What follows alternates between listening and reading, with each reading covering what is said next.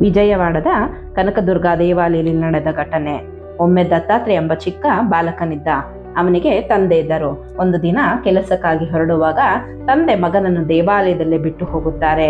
ಹಸಿವು ಒಂಟಿತನ ಆದರೂ ದತ್ತಾತ್ರೇಯ ದುರ್ಗಮ್ಮನ ಮುಂದೆ ಕುಳಿತುಕೊಂಡು ಹೇಳುತ್ತಾನೆ, ಅಮ್ಮ, ಅಪ್ಪ ಹೊರಗೆ ಹೋಗಿದ್ದಾರೆ, ನನಗೆ ಹಸಿವು, ನೀನೇ ನನಗೆ ಊಟ ಕೊಡು ಅಂತ ಹೇಳುತ್ತಾನೆ. ಆ ಕ್ಷಣದಲ್ಲಿ ಸ್ವತಃ ದುರ್ಗಮ್ಮನೆ ತಾಯಿಯ ರೂಪದಲ್ಲಿ ಬಂದು ಬಾಲಕನಿಗೆ ಪ್ರೀತಿಯಿಂದ ಊಟ ಕೊಡುತ್ತಾಳೆ. ದತ್ತಾತ್ರೇಯ ಭಕ್ತಿಯಿಂದ ಪ್ರಸಾದ ಸೇವಿಸುತ್ತಾನೆ.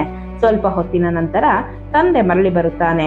ಮಗನನ್ನು ನೋಡಿ ಕೇಳುತ್ತಾನೆ, ನಿನಗೆ ಯಾರು ಊಟ ಕೊಟ್ಟರು ಎಂದು. ಬಾಲಕ ಸರಳವಾಗಿ ಉತ್ತರಿಸುತ್ತಾನೆ, ಅಪ್ಪ, ದುರ್ಗಮ್ಮನೆ ಬಂದು ಕೊಟ್ಟಳು ಅಂತ. ಇದನ್ನು ಕೇಳಿ ತಂದೆಗೆ ತುಂಬಾ ಕೋಪ ಬರುತ್ತದೆ. ಸುಳ್ಳು ಹೇಳಬೇಡ ಎಂದು ಗದರುತ್ತಾನೆ. ಆ ಕ್ಷಣವೇ ಅಮ್ಮ ದುರ್ಗಮ್ಮ ಅಲ್ಲೇ ಪ್ರತ್ಯಕ್ಷಳಾಗುತ್ತಾಳೆ.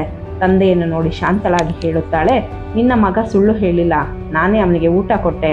ನಂತರ ಬಾಲಕನ ಕಡೆ ಪ್ರೀತಿಯಿಂದ ಹೇಳುತ್ತಾಳೆ, ಮಗನೇ, ನೀನು ಒಂದು ಮರೆತಿದ್ದೀಯಾ?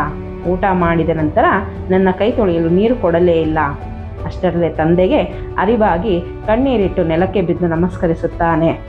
ನಿಶ್ಚಲ ಭಕ್ತಿಗೆ ದೇವಿಯೇ ತಾಯಿಯಾಗಿ ಬರುತ್ತಾಳೆ.